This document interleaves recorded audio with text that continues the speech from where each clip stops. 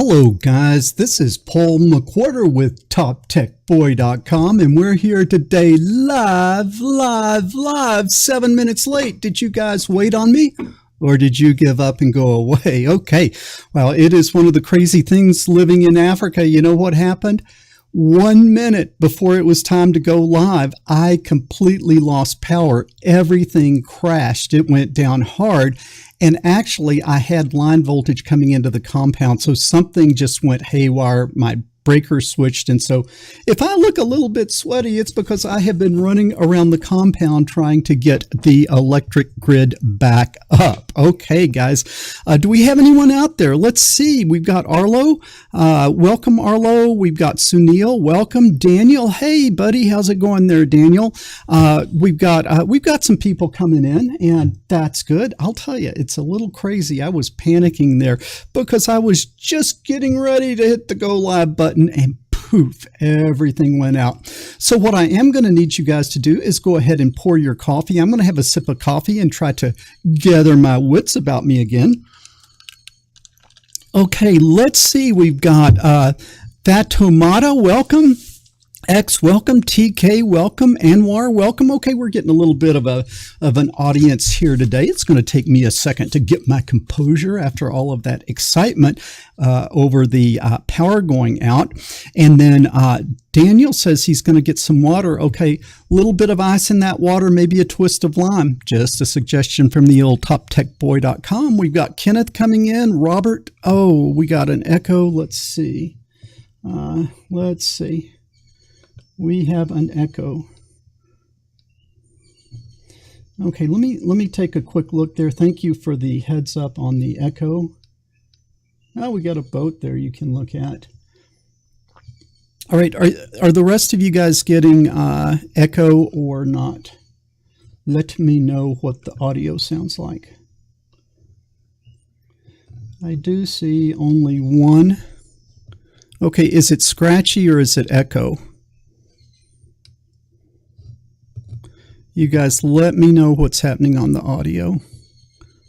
Okay, it sounds like you guys are getting the audio okay. Sometimes that happens, and you guys have just got to tell me. It's a little bit unpredictable.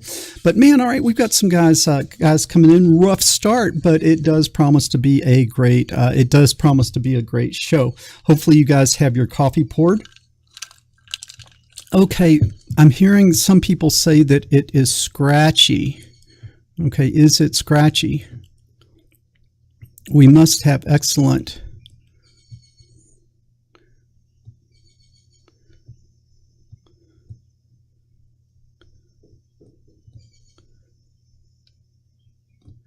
Okay, I guess that we're just going to go on. If the audio is bad, let me know, because if I just turn the studio off and then turn it back on, okay, perfect audio we're hearing. Okay, good. If the audio is bad, you've got to let me know, because I don't have a way to monitor it. And if I sort of turn the studio off and turn it back on, it will work okay. Okay, guys, today we are talking about resisting the metaverse. Play us a song and we can see if it's scratchy. Okay, yeah.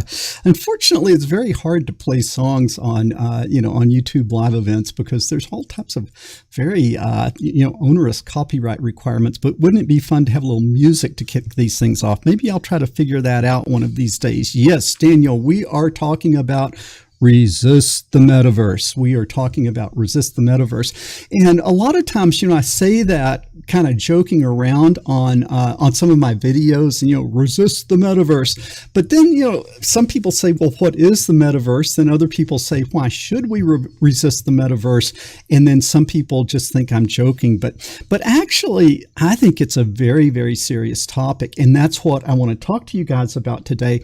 And what I want to talk to you about is the 10 reasons that we really very seriously should resist the metaverse. And so I guess I should talk a little bit about what the metaverse is, what the metaverse isn't, and then my top 10 reasons that we should resist the metaverse. And then maybe after every reason, I'll kind of just look at comments from you guys. Does that make Does that make sense what I'm saying? Okay, I hope that makes sense. So I'll kind of give you what the metaverse is, why I think that we should resist it, and then we will talk about we'll kind of talk about them point by point as we go through this. All right, guys. So first of all, what is the metaverse? All right, the metaverse, and what is not the metaverse? Okay, so like, oh look, we got the little fishermen back there. Do you see that? Love seeing them. They're paddling upstream, and you can see they are kind of battling to just stay where they are there. They're kind of battling to stay where they are. So let me give you an example of something. I spent some time online yesterday. I probably spent a couple of hours online, and that is I want to raise chickens here. In my first year in Africa, I'd spent about a year here already, and I was raising chickens, but the chickens were sick most of the time. Other chickens were well, but they weren't producing eggs, and so I just kind of didn't have a lot of success with my first year of chicken raising here. So yesterday, I spent several hours online, first of all, seeing what breeds of chickens are available in Africa, what are the challenges of growing chickens in Africa, how do you successfully grow chickens in Africa, and then for the breed of chicken I wanted, I found a supplier, and then I used the internet on WhatsApp to collect to that supplier, and now we are getting ready to get a new batch of birds with more knowledge and more understanding, so I can go out and I can raise chickens, I can have eggs for myself, I can share eggs with the members of my compound, and then I can be generous with people in the community with the eggs that I am producing. Now, is that an example of the metaverse, or is that not an example of the metaverse? Do you think that's like the metaverse, or do you think that's not the metaverse? What do you think about what I just described? Is that a problem, or is that like a good thing? Give you guys a second to respond there.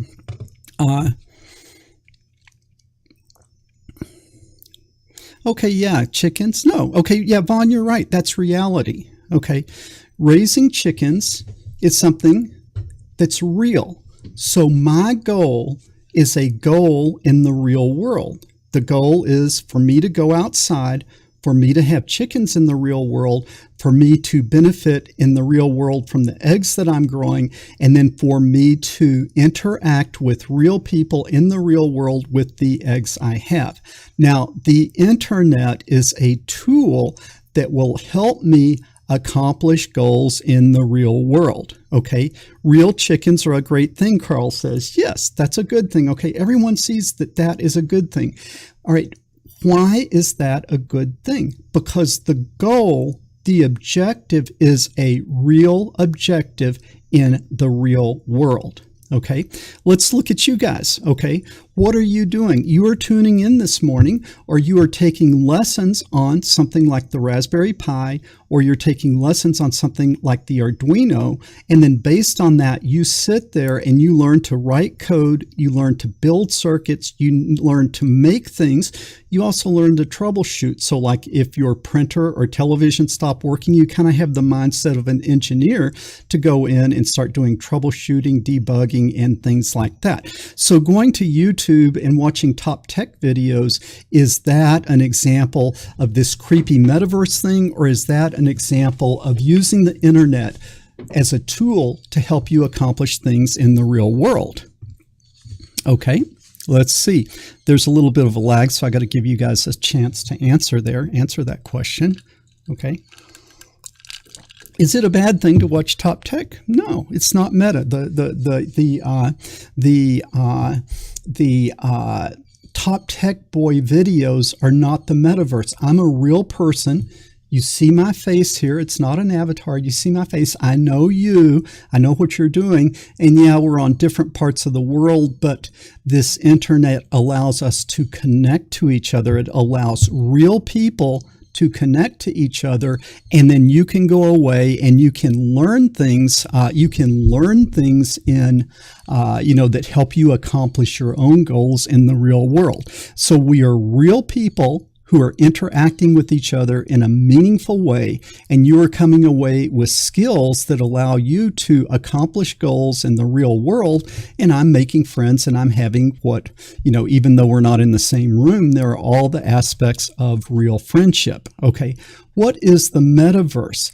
The metaverse is where we no longer have real social interaction, but our goal is social interaction, and our goal is affirmation, and our goal is these other things that become totally divorced from reality. Okay, like I'm going to go to Instagram and I'm going to post a selfie, and then people are going to hit like, and then every time I get a like, it's kind of like a little hit off of a crack pipe, and I'm sitting there just trying to get likes from these people that I might not even know, and I'm kind of losing touch, completely losing touch with any aspect of the real world, any aspect of what would be a real relationship. And so what I consider the metaverse is when our social interactions are sucked into a virtual world, and that is when I think things become very, very dangerous. Okay, and so like let me give you, so this is kind of like this metaverse is sort of this kind of fake world, this fake reality of Facebook and Instagram and Twitter and YouTube in some cases. All right, well, actually YouTube in a lot of cases. And so that's the metaverse, is where we don't have real human relationships, but our relationships and our identity and our interactions and our world becomes in front of, our face in front of the phone screen, or our face on the computer, instead of real relationships with real people, if that makes sense. Okay, so let's talk about the dangers of the metaverse and why very seriously we should resist it. Now, if we're grumpy old guys, it's pretty easy to resist it, because it's sort of like grumpy old guys. We don't like anything, right? But as grumpy old guys, we have children and we have grandchildren, and we need to very seriously protect them from the damage that can come by getting sucked into the vortex of the metaverse. Okay. And so what is the first danger of the metaverse? Number one, it creates narcissism. It by design creates people who are narcissistic. What is a narcissist? Okay, does anybody know what a narcissist is? Somebody tell me what a narcissist is. I'll give you 20 seconds.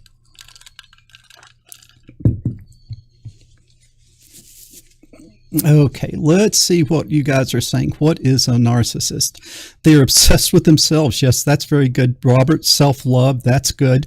Okay, so we're getting some good definitions of narcissist. I actually looked it up, and so you guys are really spot on. But I looked it up with like the official definition, and it is a narcissist is a person with an inflated sense of their own importance and a deep need of admiration and a lack of empathy for others. And this is something that really is kind of summarized by all of your comments there.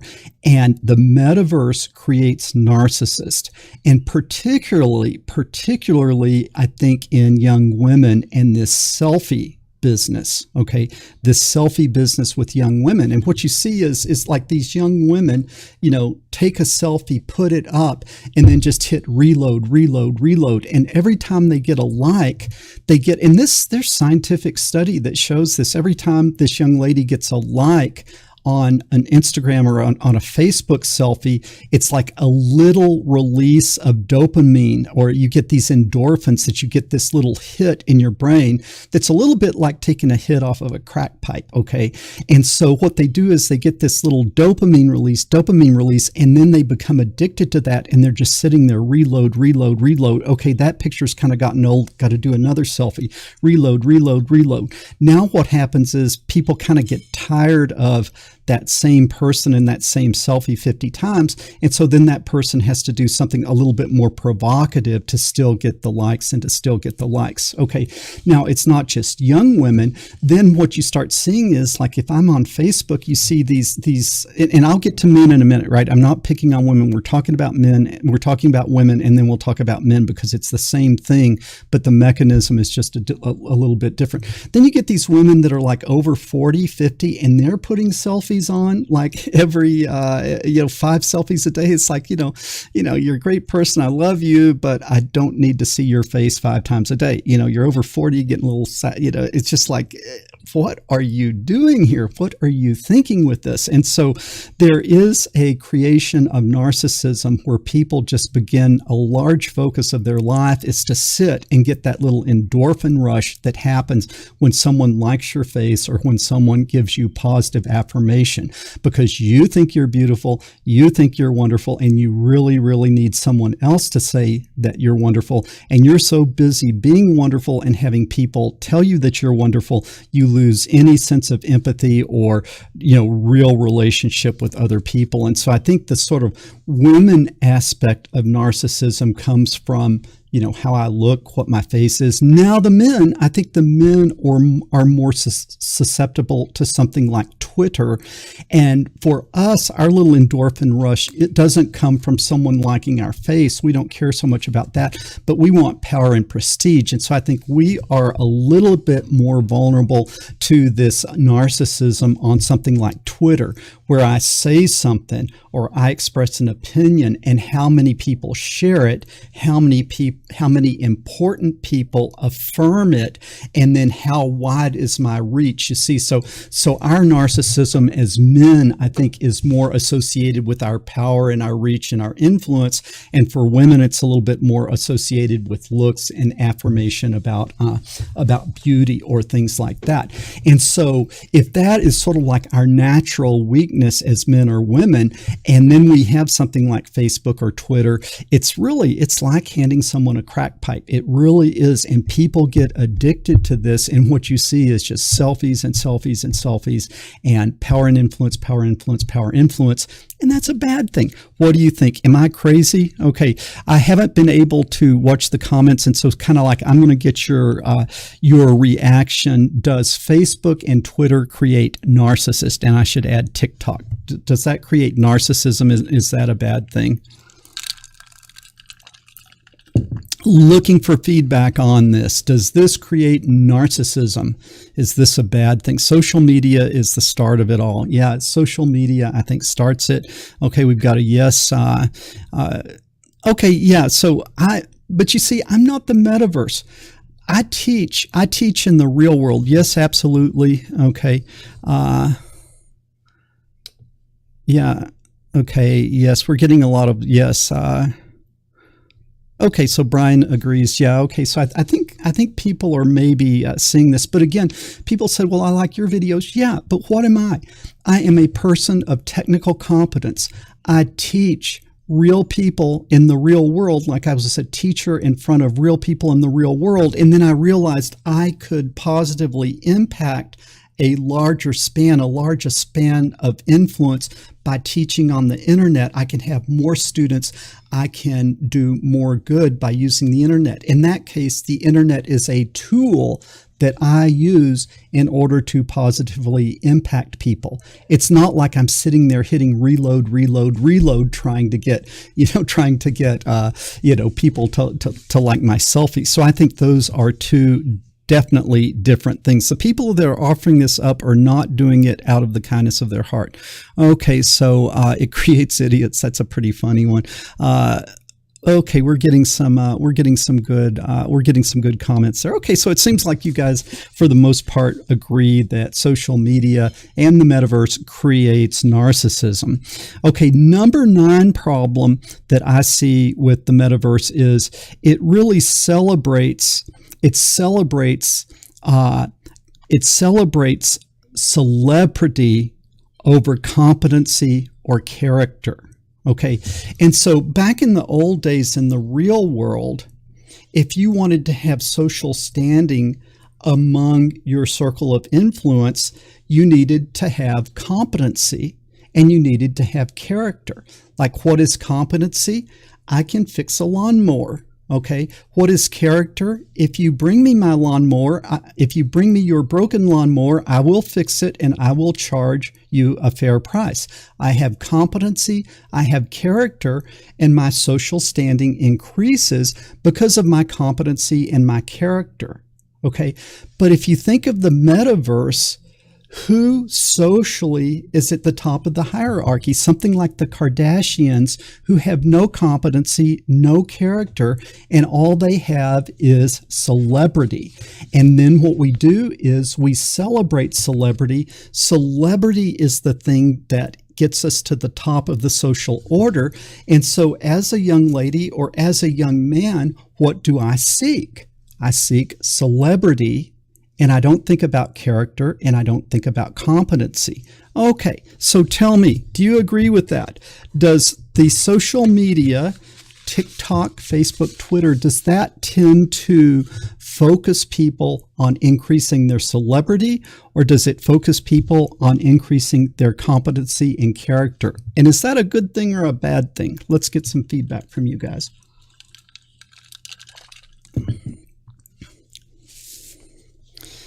Okay, yeah, I think Kanye West is another good example. Yes, the Ninja says it's a waste of time. Yeah, focus on flash and clickbait. Yeah, and Kenneth, flash and clickbait. I'll talk about that in a minute. That is another kind of whole different topic. The ones most famous have zero skills, especially TikTok. Okay, yeah, they have zero skills, but yet they have a huge podium. They have a huge platform, and they have a huge influence over society, even though they have no character and they have no competency. Okay, let's see. There's no, yeah, okay. Okay, Brian. Yeah, but you see, Brian, if you're talking about using social media to connect with your real friends in the real world, I don't consider that the metaverse. So like, I live in Africa. My mom is still living. She lives in West Texas. I enjoy visiting with her on Facebook or, FaceTime interaction. So yeah, the internet is a technological tool to allow me to connect to people I know and love in the real world. That's a good thing, but that is not what I mean by the metaverse. Okay. Yeah, don't confuse style with content. That's good. Okay. So I think you guys are maybe agreeing with that. So number 10, the metaverse creates narcissists. Number 2, it celebrates celebrity over character or competency. And number 8, this is the thing with the metaverse. All right. Everyone gets a voice. Okay. Everyone gets a podium. Everyone gets a platform. And I'm going to say that's not a good thing, because let's look in the past. Okay.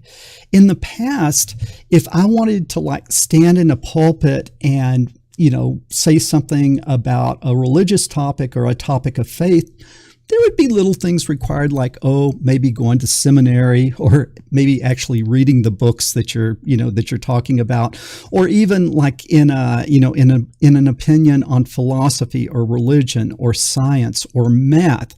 In order to have a platform or a podium, you had to have what? Credentials. Okay. So like, if I wanted to speak to 2,000 people at a technical conference on a given topic, I had to have competency.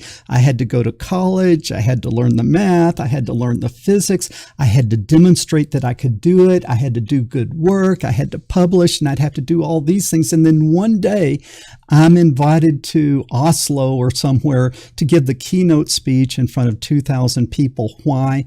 Because I had credentials and I had demonstrated my competency. And with that comes the platform or the podium.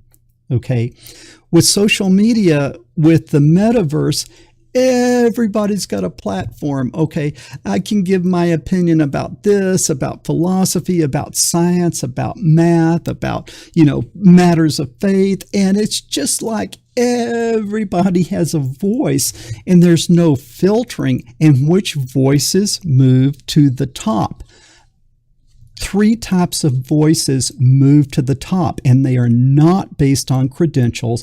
They are not based on competency, and they are not based on character. They are based on, as we said before, celebrity. And then secondly, the loudest and the most shrill voices are the ones that are heard. The most obnoxious, the loudest, and the shrillest are the ones that are heard. And if there's a guy with some sort of competency, he is just going to get shouted down if he tries to express an opinion about an area of expertise that he has credentials and technical competence in. Does that make sense, that everyone having a voice and a platform and a podium on every topic? That's not a good thing. Let's see what you have to say about this. Yes, Daniel, this is live indeed. Okay, what have we got? Let's see. Yes, I think it's celebrity to be fair. Sometimes people use their celebrity to do good. Also, the elders used to be sought out for advice. Yeah, that is one of the big ones, Mr. Moon Turkey or Miss Moon Turkey. Exactly. That used to experience and being like an elder, who had knowledge and wisdom. There was a real recognition and appreciation of wisdom. That is being lost. Okay. Yes, Daniel, everyone's opinion is equal. And that even kind of started with the Wikipedia. Like, I used to kind of play around with the Wikipedia, and there would be an area that I had credentials and I had competency in, and I would try to correct something to make an article correct on the Wikipedia. And then just some random person would just undo it, and then I would say one thing, the other person would say something else, and then there's some sort of strange voting system in the thing, and then my voice, the voice of competency, would be overridden by the voice of the crowd. And this would be something that I had a lot of experience and something I actually had proven credentials in. But you see, in this new metaverse, there are no proven credentials. Okay, and so that is a little bit of the same thing. Okay, so yes, it happens in college. Yeah, anyone can be an expert. Fake news somehow rises to the top, probably because it is shocking. Big boggy face. I see that a lot. All right. So let me go on. So number 10, we create narcissists. Number 9, we celebrate celebrity and not competency. Everyone has a voice. It doesn't matter if you have any credentials on a topic, you have a voice, and the loudest and the most shrill voices get the attention. Okay, number 7 is, it sort of leads to the trivialization of what I would say media content or media information is trivialized, and it goes to the lowest common denominator. And so let's kind of go back. Let's go back 50 years before the metaverse. Okay. Let's see. Okay, let's go back 50 years and let's think of where our media was. How did we get information? We got information through books. And if you were going to write a book, it might take a year, it might take 5-10 years to write a book. And for you to be published, you had to have credentials, you had to have competency, you had to have expertise in a topic, and you would do this great work that would be recorded in a book. That book would be put in a library, and that knowledge and that expertise would be significant, and it would be preserved for other people to benefit from. Okay, so there were filters for who got in a book, and then the book preserved. That book would be sitting there on the shelf then, it would be sitting there in the shelf 50 years ago. So you were creating volumes of knowledge or wisdom that had enduring value. Okay, so then we went from the book to the website. All right. Now, there were some good things about the website. All of a sudden, anyone could publish. All right. And so everyone kind of had a shot at publishing. You just had to learn front page, and you had to go to GoDaddy and get a domain and stuff. And there were a lot of people that knew a lot of things. And so initially, there was a lot of great information on the internet. Like what kind of information was on the internet? Like, let's say a guy was an expert, like he had spent his life as a hobby restoring 1924 Model T Fords, and then he makes a website showing how to restore a 1924 Model T Ford, and then anybody wanting to restore a Ford could go there and look at his expertise and benefit from it. And so the website was really a good thing, because he would not have been able to go out and publish a book, and he had some expertise in a topic. And so all of a sudden, the range of expertise that you could find wisdom and knowledge on greatly expanded when we went from books to websites. And so the other thing about the early days of the internet, the way that things moved to the top of the search rankings was based on number of humans who were positively affirming the content, either by bookmarking the page or linking to it. And so just naturally, the most relevant content went to the top. And so in the early days, it was really a great thing. Like, I think the website was a very great addition to the book. It didn't at that point actually trivialize anything. But then you went from websites to a blog. Okay, to do a website, you kind of had to know front page. You kind of had to be able to register a domain. You had to have a little bit of technical expertise to do that. But then these blogs came along, and all you had to do was like go to Blogspot and just register an account, and then you could start publishing. But you see, a website preserved knowledge. So if I put my knowledge on a web page, it was preserved just like the book on the shelf of the library. But with a blog, always what a person sees going to the blog is the latest post. And so now you are not creating something in a blog with enduring value. What you're doing is creating content that will be relevant and valid for a day.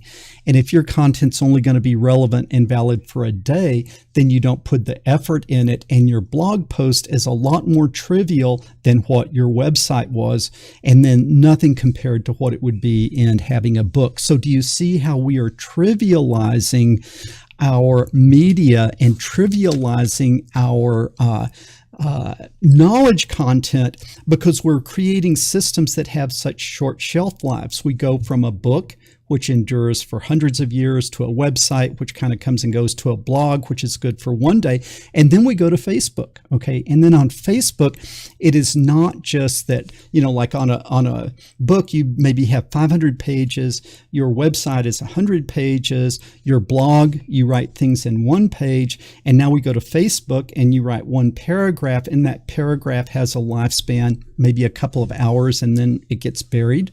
All right, so we go to a paragraph. Now what do we go to? Now we go to Twitter, and that's like one sentence, okay? And it endures for just a few seconds.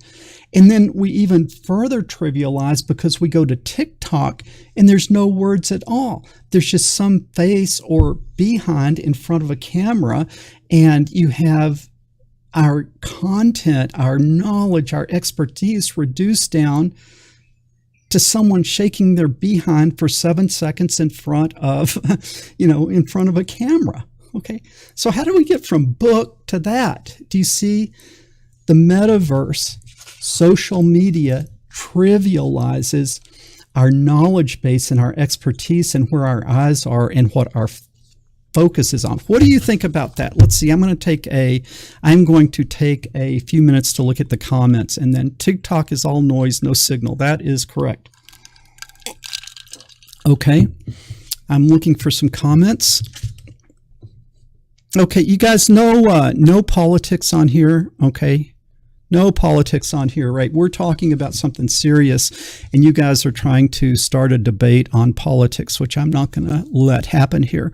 Okay, and that doesn't mean I agree with you or I disagree with you. I just mean that that is not the topic of our conversation today. Let's see, 1/3, sorry for off-topic question, but I'm kind of... Okay. Attention span is decreasing, science. That's exactly right. And what happens with decreasing attention span? Who is going to be able to do hard jobs? That's a good one. The dumbing down of mankind. That's a good thing to look at. That has a lot of good content in it. Let's see. Books weren't all that reliable. Look at our written history. Yeah, like, is every book perfect? No, but books were a great way of preserving knowledge and preserving expertise. I could go in and I could open a book written by Sir Isaac Newton and I could learn calculus, or books by Copernicus, or books by Plato. There is great knowledge that are contained in books, and yeah, a few things have been kind of leaked through that weren't real good. But overall, I think books were good. Okay. Books, let's see. I notice people who read a lot have more structured thoughts. Social media slowly yeah. People that read books have a greater attention span, and it's kind of like their palette, their workspace, their parameter space is larger and more complex than just boom, boom, boom, boom, 3 seconds, 3 seconds, 3 seconds. And it's frightening when you're around people that are raised on social media, how their mind analysis system works. It really is kind of strange. All right. So let's see. Let me go on. And you guys, again, you guys, let's stay on topic here. I feel like you're trying to, Scott, you're making yourself a nuisance here. And that is that you are repeating yourself in a way that you are not going to accomplish anything. And so, guys, don't do that in here. What we're looking for is serious dialogue and serious conversation, and not just throwing out provocative things to try to get a response. Okay, so we see that we have the trivialization of content and knowledge and media content through social media. Okay, problem number 6 is. Problem number 6 that I see is with the metaverse is it really establishes groupthink, okay? And with this groupthink, only approved opinions are allowed, and there is the deplatforming or the self-censorship of non-approved opinions, okay? And this is really very frightening to me, because we shouldn't be like, if I've got truth on my side, I shouldn't be afraid of debate. Okay. And so let's say that I think the Arduino is a great platform for embedded systems. I've got no problem if someone disagrees and someone wants to challenge me. I am not threatened by that at all. Why? Because the facts are on my side, the truth is on my side, and when the facts and truth are on my side, I don't have to fear dissent. I don't have to fear opposing views. And if I entered into a vigorous debate with someone, or discussion, a respectful but vigorous debate with someone on that topic, I might come away even more confident in my position, because it's taken this attack and it has stood, and then I feel more confident in it. Or I might come away and think, I'd never really thought about that one thing. Maybe there's like a different angle that I should be thinking about this thing. But in any case, I don't want groupthink. What I want is an exploration of the edges and the fringes and a discussion. And I want very strong debate and thought, and formulating then a solid position that is truth, that can withstand any type of challenge, because it has been wrung out kind of like through the fire already.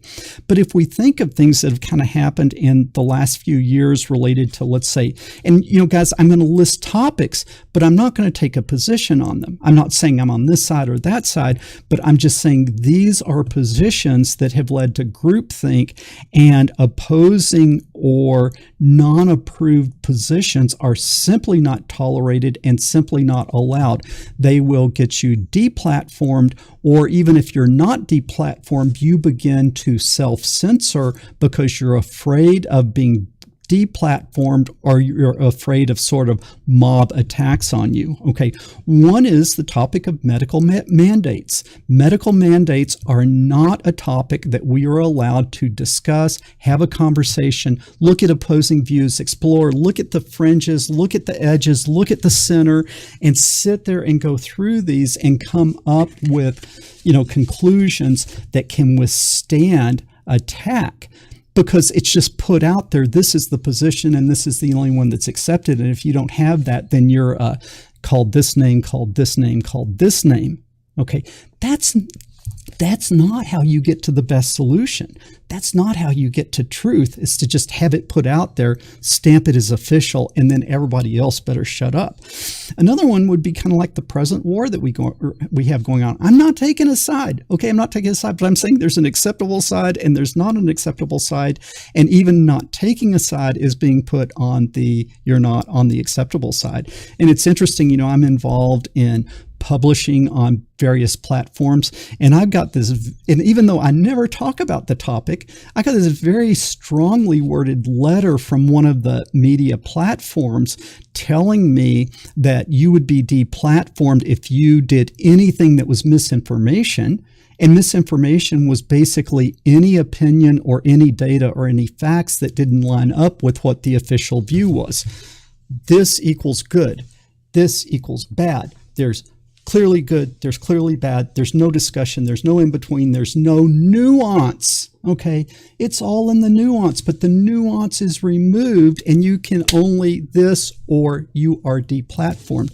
And it scares me when topics come out and you cannot discuss them. You cannot, have a exploration of the nuance associated with that topic. Okay.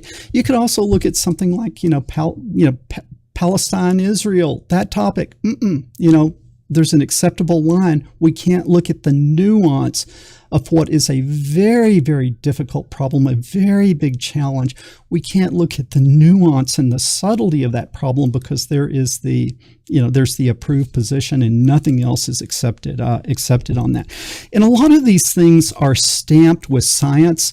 And if you don't agree with the mainstream narrative, then you don't believe in science. But let me tell you, my friend, I spent my life in science. I spoke at the biggest science conferences in the world, and I was the keynote speaker all over the world, the opening keynote lecture at some of the biggest scientific conferences in the world. I know what science is. That's how I spent my life. Okay. And what science is science is vigorous debate and twisting and looking and struggling and trying to form what is really happening. And it's never clear. It's never clear. It could be this and it could be that. And these two theories go against each other. And then with time and with data and with debate and with work and with sweat, the truth emerges, and that truth can withstand any discussion or debate or attack because it came through this process. But we don't do that anymore. It's just like, these guys say this, boom, this is science. You disagree with that? You disagree with science. When I was doing science and I had done something that became established and then people disagreed with it, I never said, oh, you don't believe in science. I said, you're a good scientist because you're not trusting it just because I said it. But come here and sit down and I'll show you why. And then, we would go through this dialogue. But I never said because that I am science. When I speak for science. No, science is about debate and controversy and looking at things from different angles and finding that slice that no one else looked for. And so this modern redefinition of so-called science, which is it comes from this agency, it has science stamped on it, and you're a peon or an idiot if you don't agree with it. Okay. That's sort of where we are. Man, I wonder if I've been deplatformed already here because I just tell you, resist the metaverse. Okay. Number five, the algorithms reward and therefore produce trivial content. Okay. So like on Arduino, what did I do? I put together like 100 lessons that can take a person who's willing to learn, and it can teach them to be a programmer, and it can teach them to do circuits, and it can teach them to do engineering based on one thing, competency. I'm competent in that field. I'm confident in that area of technology, and I know how to teach, and then I built my lessons based on that. But you know what? If I wanted 1 million views today on the topic of Arduino, and I promise you this is true. This is what I would do. I would have a thumbnail that looked like this. Have you noticed how people make strange and bizarre faces, like their eyes are open or they have strange things with their mouth? And then you have a yellow horizontal banner, okay, yellow horizontal banner that you're pointing at. And then you put on there, my girlfriend peed on my Arduino. Okay, I'd have 1 million views today if I did that. Why? Because that is what the algorithms reward. Clickbait. You make a goofy, strange face and you put a provocative title and people click on it. And when people click on your thumbnails, your juice increases. And then all of a sudden, you're the guy with the 1 million subscribers and you're the guy with the million views on your videos. Is it because of competency Or is it because of character? No. It's because of what? It's because you're feeding the algorithm, and the algorithm is pushing everyone towards trivial content. And a lot of times, like even what you see like on Facebook, every once in a while, just watch one of these to try to analyze what's going on. But you'll see like a video on Facebook, and there's this very attractive woman, and she appears to be unclothed, but she's behind a great big balloon. Okay, so she's like behind a great big balloon, but it shows enough to be, to interest the carnal mind. And then a guy comes out with a needle and he says, "I'm going to pop that balloon." No, don't pop the balloon. And then here, and then right when he's going to pop it, something distracts him. And the thing goes on for 30 minutes. Well, maybe more like 10 to 12 to 15 minutes of, he's going to pop the balloon, but then he doesn't. And then it goes on and on and on and on and on and on. And then right at the very end, at 12 minutes and 45 seconds, he pops the balloon finally. And then, okay, she has clothes on under the balloon. And so it never, it's just this total, utter, complete waste of time, but it attracts, it appeals to this kind of little strange thing in people's mind, and people are drawn to that. And because that's what gets watched, that's what gets made. And then it's like this kind of crazy, lewd world that we end up with. Or like some girl says, "You won't believe what she caught." And then she's sitting there and she's trying to reel something in with a fishing reel. And then it goes out and it comes back and it goes out. It goes on for, again, 15, 30 minutes. And then finally, whatever comes out of the water is not, it's just something lame and completely ridiculous, not even entertainment, completely trivial content. And it's almost like design, almost by design.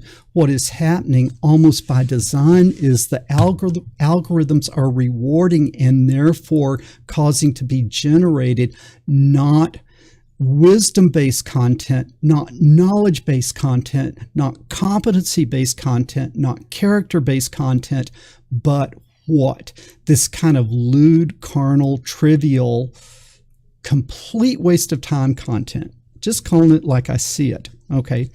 Let's see. Let's get some,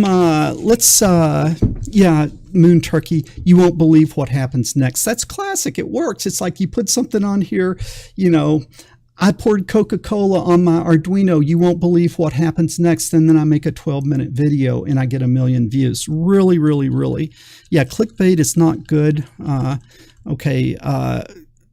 Something gone wrong. That's another clickbait. You guys, what do we do? Well, at least us just don't click on it, right? Anytime someone has a goofy look on their face in the thumbnail, I don't click on it. Anytime there is a yellow diagonal strip with red words on it, I don't click on it. I will not click on clickbait. Okay, they do. Yeah, the images are deliberately done to do it. Let's see. Let's get some more comments here. All caps titles. I don't click. That's another. I think that's another good idea. Okay, are we getting some more? Are we getting anybody else being a nuisance here? Okay. Yeah, there's a lot of craziness out there.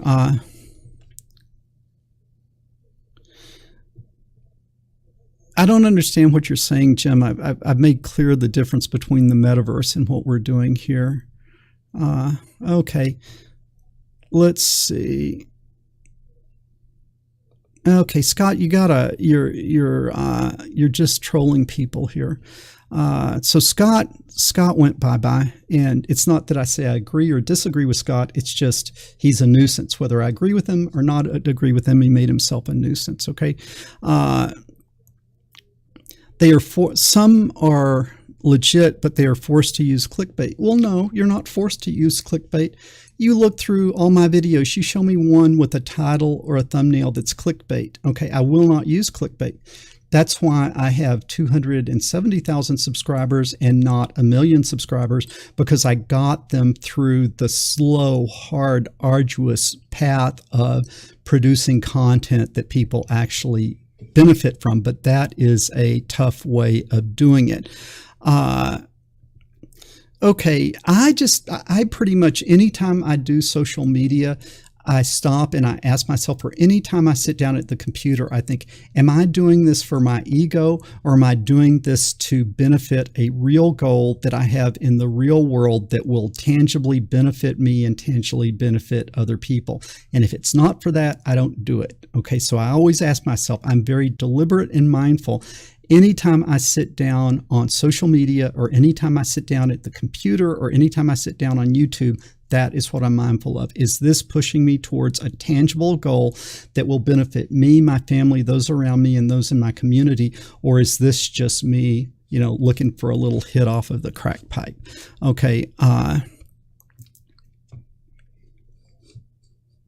Yeah, Moon Turkey, I think one of the things is we have a really, really good audience. Wow, Kevin, man, thanks. That is really, really, really, that is very much appreciated. Thanks. I really appreciate that.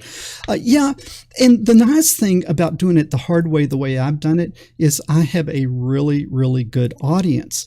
And like there's some older guys and there's some younger guys. And what I see is I see you older guys coming in and encouraging the younger guys. And I see the younger guys learning to respect wisdom and authority and elders. And so when I look at the dynamics and the comments, it's really, really a very healthy thing on this channel.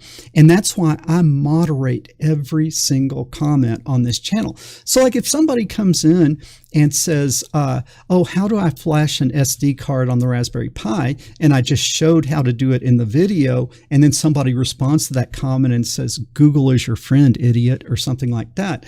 Well, I don't publish that comment because the same keystrokes that just did that to that guy who's new and confused and kind of did something stupid, silly, stupid. Yeah, it was silly and stupid. But those same keystrokes could have been used to encourage him, like, hey, go back and watch the video again. He explains it. And then sometimes what I find is helpful is you can look on Google and they'll give solutions. But in this particular case, what you can just do is this, respectful, kind of help them learn a little bit. And that's what I like about this channel is we don't have that. And then when someone's when someone is a nuisance, then I click the ban button. And I really don't like to do that because I don't ban people for disagreeing with me. I don't reward people for agreeing with me, but I do ban people for making themselves a nuisance. Yeah. Like Neem, why do you keep Neem, you're worrying me because I don't even know what your question is, and you say, why am I not answering? So Neem, consider yourself just warned. Don't be a nuisance. I've got hundreds of comments coming through here. I'm looking at the camera, so how am I even going to know that I'm seeing that you're asking a question? Okay, yeah, Vaughn, I think that we've got a good group of mature senior statesmen, if you will, and then we've got some really brilliant young up-and-comers, and that dynamic is working really, really well. Okay, hey, thank you. Somebody says I'm looking great. Okay, appreciate the comment, but again, don't not doing selfies, okay? All right, so let's see. Another thing, now this is another kind of totally different topic that's a problem with the metaverse is that it eliminates the ability of people to properly analyze things, and they are not able to properly analyze risk. Okay, they can't properly analyze risks in the real world. And I'll give you kind of like two examples, firearms and cars. Okay, like a young guy that grows up on video games, what does he spend all of his time doing? It's like every video game is the same: jump, shoot, kill, jump, shoot, kill, jump, shoot, kill. And as the game progresses, the things jumping out at you become more and more powerful and frightening and terrifying. And then the weapons at your disposal become bigger and bigger and bigger. And it's kind of like this dynamic balance between how quickly the foe is gaining strength versus how quickly you're able to improve the deadliness of your firepower. Does that make sense? But then that guy, when he goes out and maybe goes shooting, he doesn't know how to respect a firearm, okay, because his attitude of firearms was based on a world where jump, shoot, kill, jump, shoot, kill, jump, shoot, kill, right? And then he doesn't perceive the reality of the danger of a real firearm. Okay. And also in the game, you just reset, game over, start over, and you lose track of the sight that in the real world, game over is game over. And again, when I say this, I just see in where I was, there were a lot of young people that maybe had access to firearms. And when I was a young man and had access to firearms, it was like you took a training class and you learned to respect that thing and you learned to fear that thing. And there was a very, very structured way that you were communicated the risk of the item that you were dealing and how to respect and how to use it in a respectful and safe manner, safe for you and safe for other people.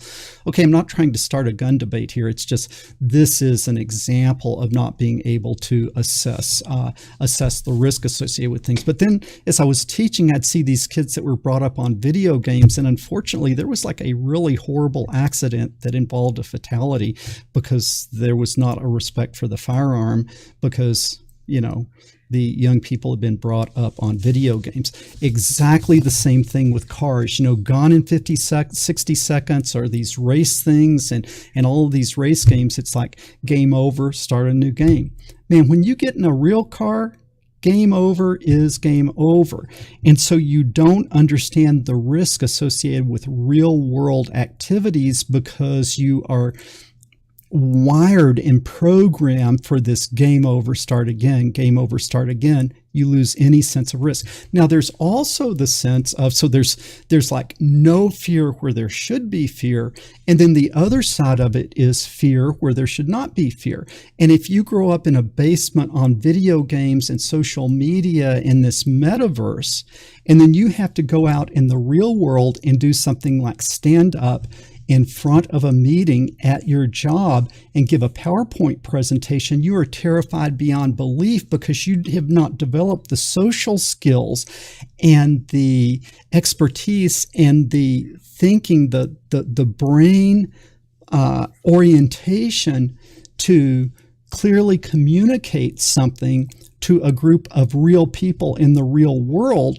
There is this kind of this unnatural fear of doing things that are just like normal things in everyday life. So you don't fear the things that you should fear, and you do fear the things that you do fear the things that you should not fear. And so there is this kind of bizarre thing that starts happening when a person spends too much time in the metaverse, particularly in the formative years, where they are not able to then go out in the real world and behave or conduct themselves as a functioning human being. Okay, so let's see here, man. I am really going. I have no idea. I have not even been able to. I've not been able to be watching your comments. So you guys might be hating me, and I might have just lost all my subscribers. But I think this is important. I think this is important stuff. Okay. Number 3, why we should resist the metaverse, and that is it concentrates too much power in too few hands. Okay, what good does my right of free speech do? Okay, Constitution gives me a right to free speech, but I can't exercise that free speech because the public podium is now not controlled by something under the Constitution. It is controlled by Zuckerberg, Dorsey, whoever's in charge of Google, YouTube now. They control the public square, and they define what is acceptable speech and what is acceptable opinion. And there's like 5 people in the world that control what can be said and what can be thought. And going against that leads to deplatforming. Right now, deplatforming is your voice is taken away, but very soon and already emerging is those things are tied to things like financial transactions. If you have an unpopular opinion, you lose your ability. If you have an unpopular opinion, you lose your ability to do financial transactions. Okay, so all of a sudden, this group that controls thought as far as the platform goes, they then influence and can do things like get you financially deplatformed. And so the thing I think everyone should be frightened with is the power that is concentrated in a very small number of hands. Now, I'm not saying this because I agree with a certain political agenda, or I disagree with a certain political opinion, or I think this about this, or I think that about that. What I think that you guys should see is that even if you 100% agree with Dorsey and Zuckerberg and Bill Gates and all of those guys, you 100% agree, you should fear that power is that concentrated. Okay, concentrated power like that is a bad thing. And the metaverse is hurting more and more and more aspects of our realm of existence into the dictatorial control of a small number of people. If that person decides that you get deplatformed, you have no recourse. You have no rights. You have no ability to appeal. You have no ability to take it to a higher court. It's like you are banned by decree, and it's often by algorithm, and it's not even a human. It's an algorithm that sees a certain pattern in your content, and then you are deplatformed.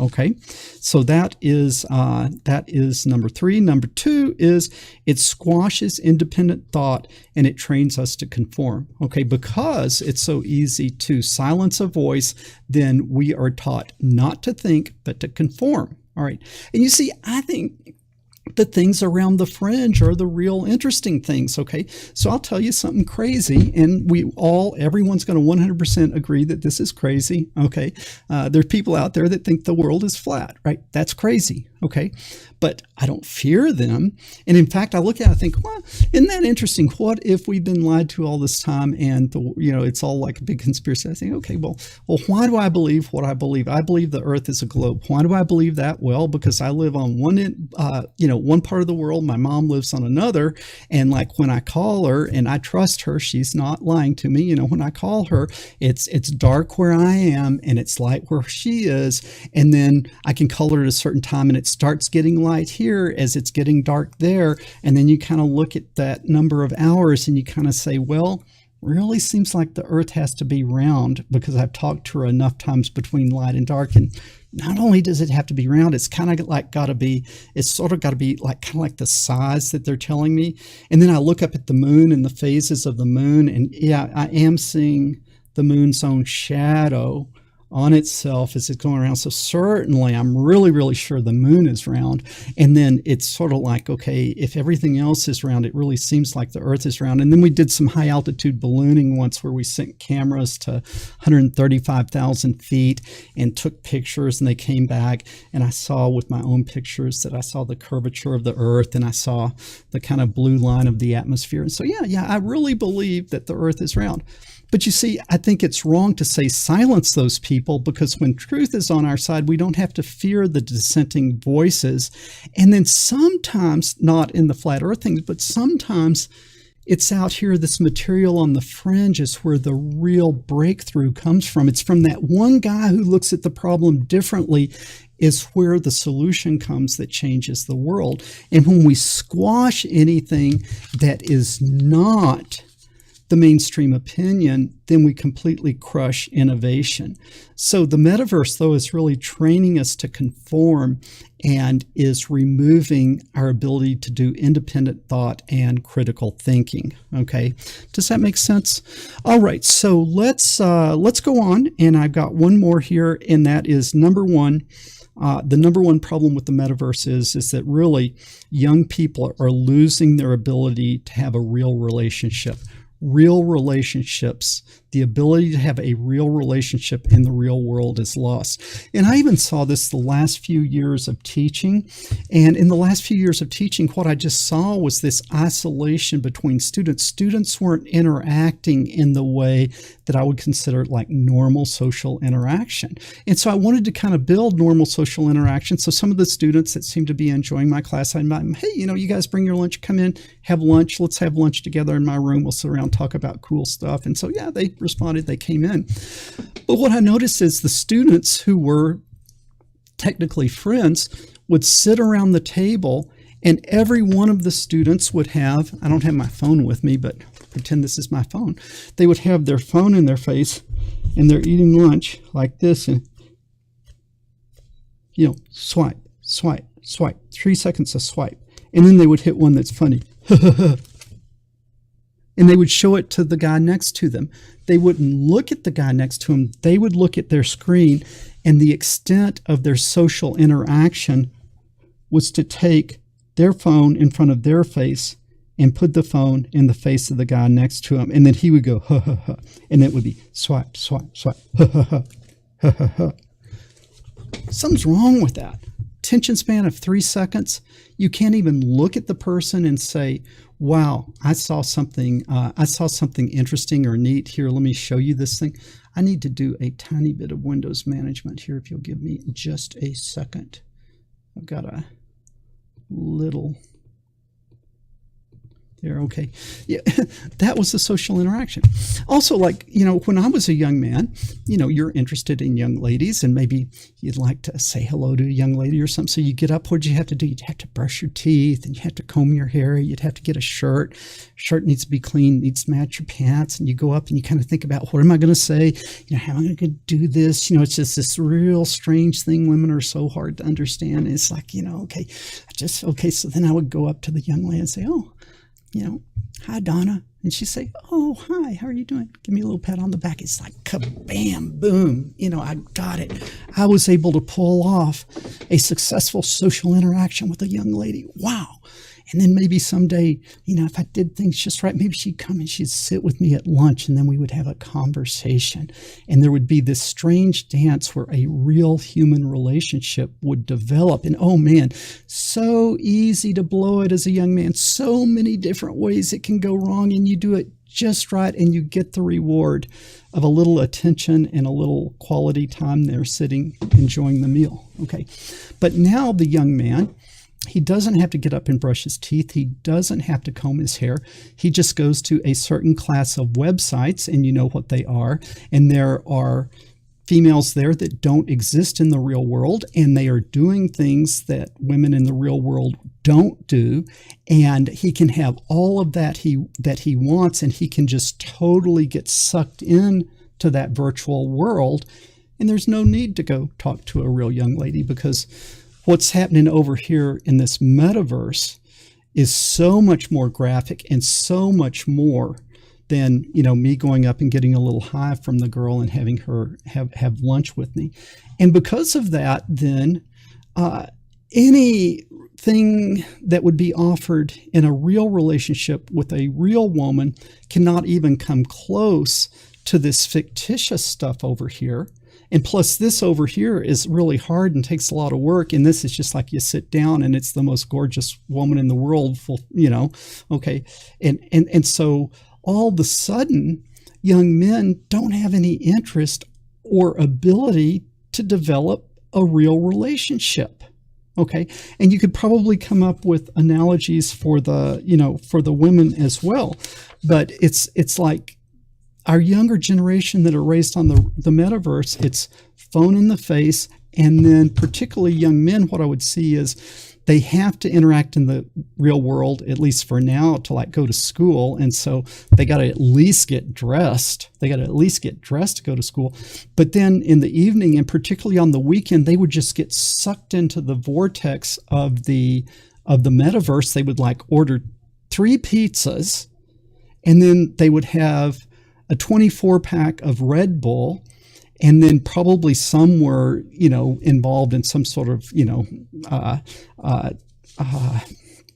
intoxicants of some type as part of this. And then they would just go on this, weekend bender in the metaverse with the Oculus Rift, spending that time on inappropriate material or video games or social media. And you don't have to brush your teeth. You don't have to comb your hair. You're just totally sucked into this vortex of this fake world. And like what I would tell them is, you know what's going to happen?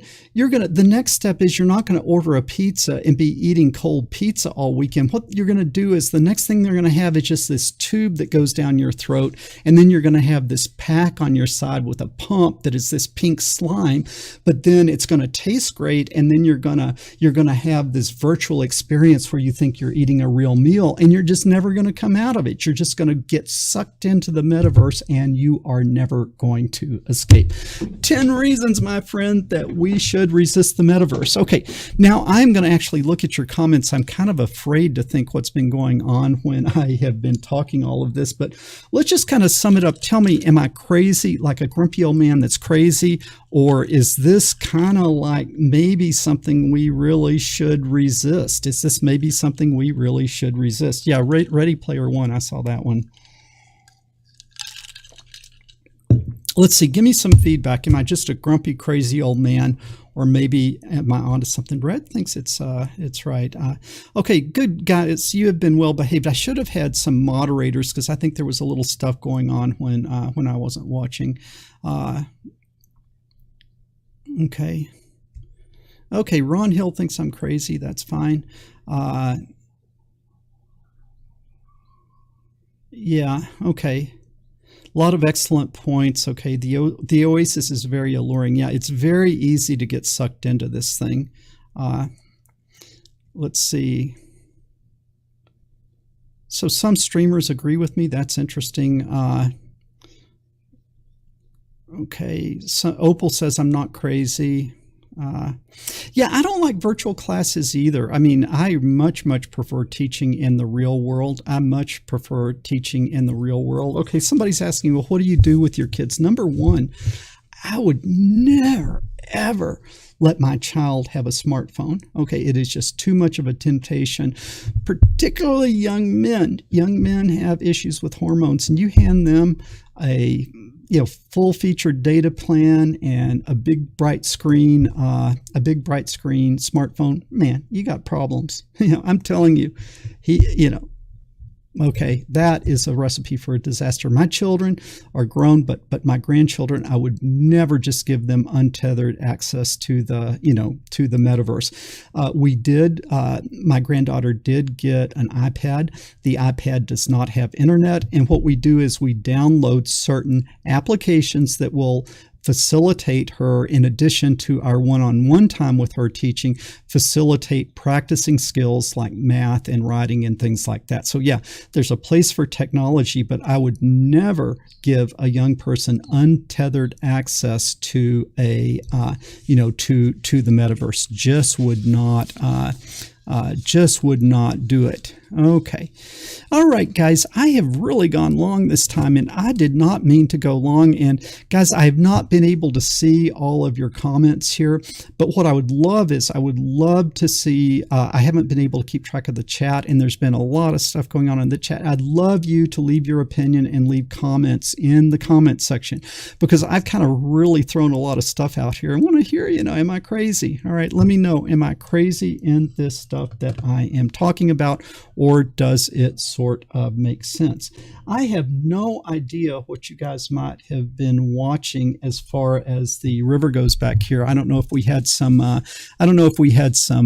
fisherman action, some boating action going on back there or what, but I kind of have not been able to keep track of it. Okay, guys, let me know. Do you guys enjoy live streams? I haven't done one in a while. It's a little bit hard for me to launch a live stream these days just because of power and internet things. But if it's something you really enjoy and you really want, let me know, and I'll put the effort out into doing these more often. But if it's not that interesting, then let me know, and my time would be better spent just making new content, new Top Tech Boy videos. Okay, guys. Paul McWhorter from TopTechBoy.com, and resist the metaverse. I will talk to you guys later.